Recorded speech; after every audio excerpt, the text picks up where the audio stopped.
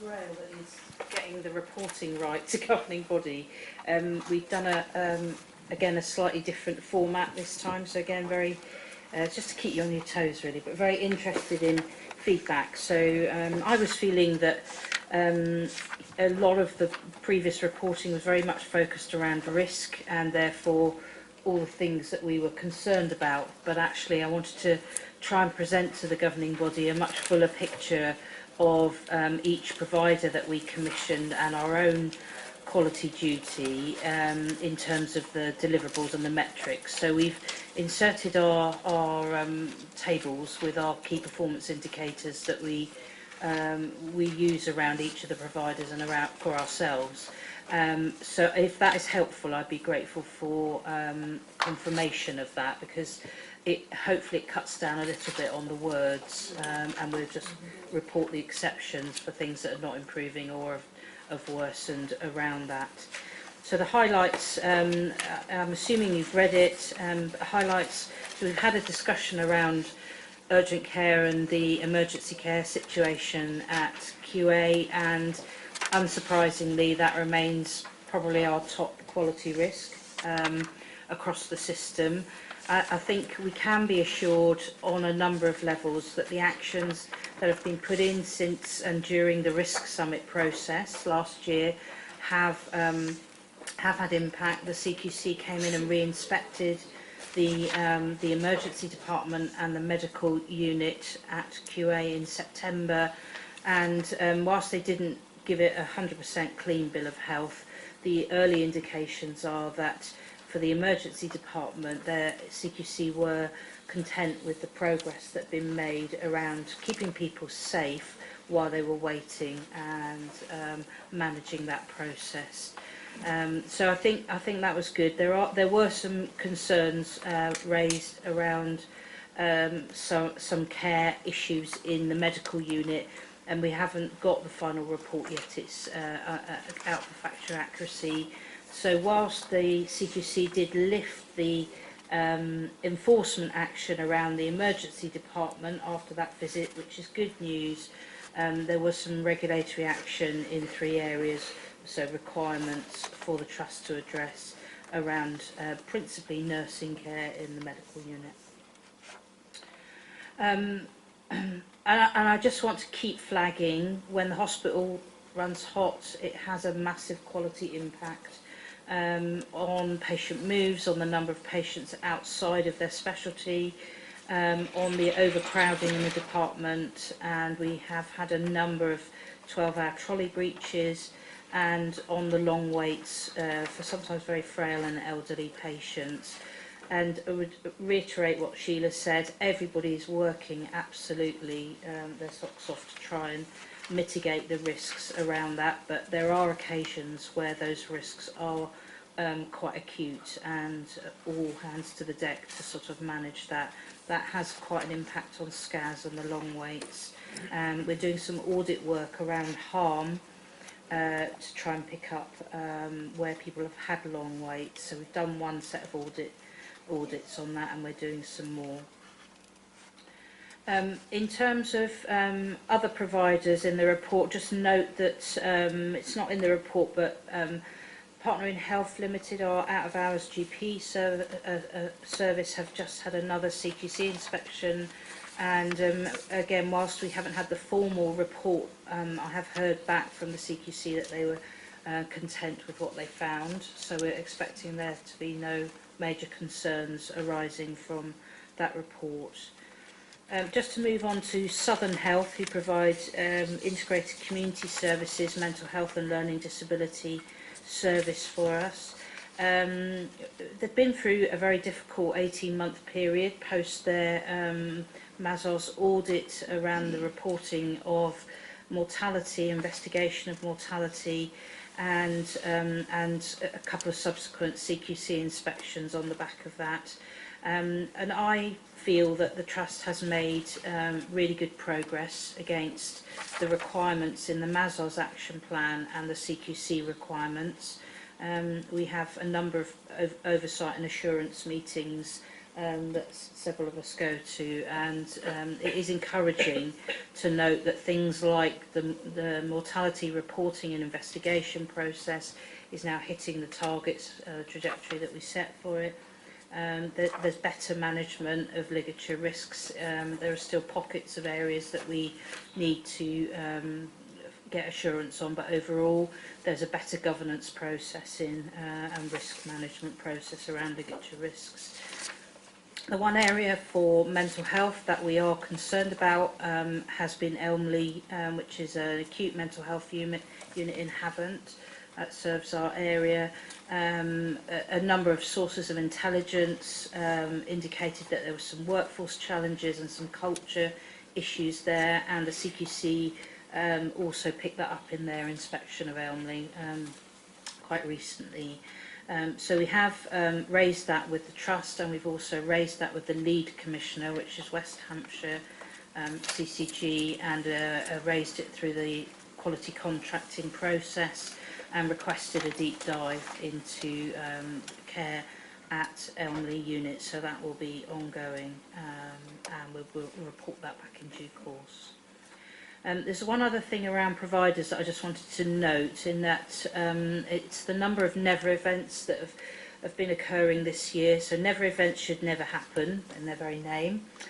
Portsmouth hospitals have had 4, Hampshire hospitals have had 3, University Hospital Southampton have had 2 or 3, and I don't think it's unusual in itself, but they all seem to be around surgical procedures. And I've written to NHS England to ask if they would facilitate a deep dive into those never events, because actually we've got some really clear processes to prevent those things happening that seem to not be working. And for me, the theme is that actually it's not major surgery, it's minor surgery and small diagnostic procedures. So I think there's a further piece of work that we'll need to do with providers on the back of that, around ensuring processes are safe in minor surgery as well.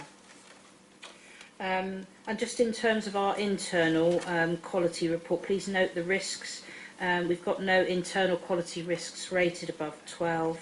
In terms of infection, I've got a bit of an update on the information in the performance report, which is unfortunately that Fairham Gosport CCG is now at 30 cases against the trajectory of 30. We knew it was going to be tight. We put it on the risk register, and we've put additional actions in through the year. But it's unlikely that we won't get another case between now and the end of March. So I'm just flagging that up to the governing body, that the risk that we suspected, has been realised. From where we were, that's still quite a healthy position, and it's quite a challenging target for Fairham and Gosport CCG. For example, South Eastern have a tolerance of 50 cases, so I think it's always going to be quite difficult to achieve that given the population. And just a note, from a safeguarding perspective, we have one safeguarding adult case on our patch that's going forward for serious case review. That's a learning disabilities patient, and that follows on the back of over the last 3 years, 2 other serious case reviews around learning disabilities patients, particularly where they move around between services and sectors. And the Hampshire Safeguarding Adults Board has decided to do a slightly different methodology investigating this, which is to pick up the themes from the previous cases and see if we can identify what happened in this case and then why those actions have not been successful. And we've also just had accepted a new safeguarding children's case review for a child. I'm not sure which CCG it is, but we'll confirm that. And we have two safeguarding children case reviews open, one about to close and one still following due progress. I think I'll stop there, but happy to take any questions. That's brilliant, very comprehensive. Thank you very much indeed. Any questions from around the table? Just, can I put one comment? the adult psychiatric, adult psychiatric liaison service. Yeah. It's really difficult, I know, because obviously the top of the thing is the ED, but from the impact on the patient and the impact on the staff trying to look after that patient and the impact on the family of that patient is really quite profound when we don't have adequate support for people with psychiatric care. And I actually think it's a really serious quality issue. There may only be a very few people, unlike ED, where I know there are lots, but I don't think that matters. It still matters that those people are not being adequately cared for. And in this report it actually says, PhD report, insufficient support for inpatient services from the current arrangement, which last time we met we were told that there was going to be a locum arrangement in place and that was hoped to be sufficient.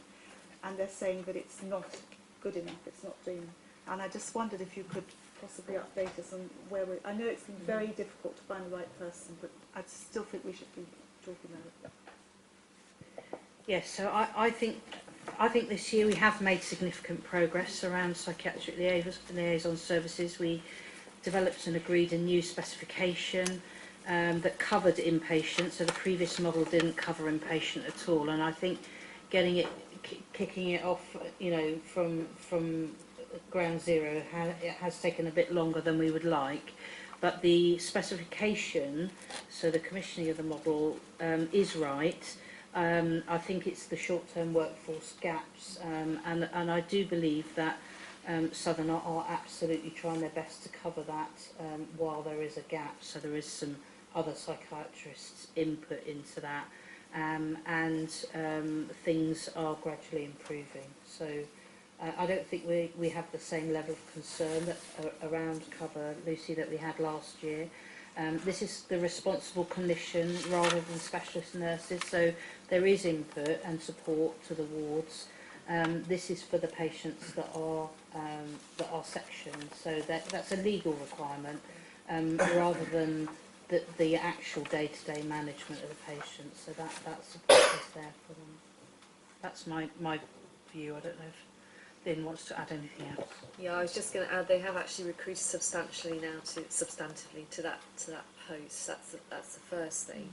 And the second thing is, obviously, we're working really closely with Southern Health to make sure that the service specification, which is, as Julia said, we believe is absolutely where it needs to be, is actually being adhered to. And that's the challenge now. It's how we work with our providers to make sure that they deliver service optimally as we've requested them to do so. And I have confidence that they will do that, and that the will is there for all parties to make this work, which is actually a tremendous step forward. And as you say, will give a very positive impact to both inpatient care and, of course, the ED patients as well. And, of course, MAU, because this also covers MAU, whereas previously none of the other models did. So I think it's a great step forward, but it's not perfect, and we've got some more to do. I'll just add another point to that, however, because the makeup of patients that make up an acute hospital have changed over time, and many wards in the acute hospital have an extremely high proportion of patients with mental health issues. And I don't believe that the acute workforce nationally has kept track of that. There are insufficient places for dual qualifications and insufficient training on acute care in managing challenging behaviour. And this is something I'm very passionate about, and you know, I'm championing in various forums. So my understanding is that the new Nursing and Midwifery Council standards around post, you know, at the point of qualification, have much more overlap between the branches, and they have started to think and address that problem a bit late. But anyway, it's on the agenda. Right. It's a really quick point. I think this is absolutely excellent, Julia. Thank you very much. I wonder if the next time we can just also include the process that we have in place to monitor care homes. Okay, yeah. Thank you. Yeah,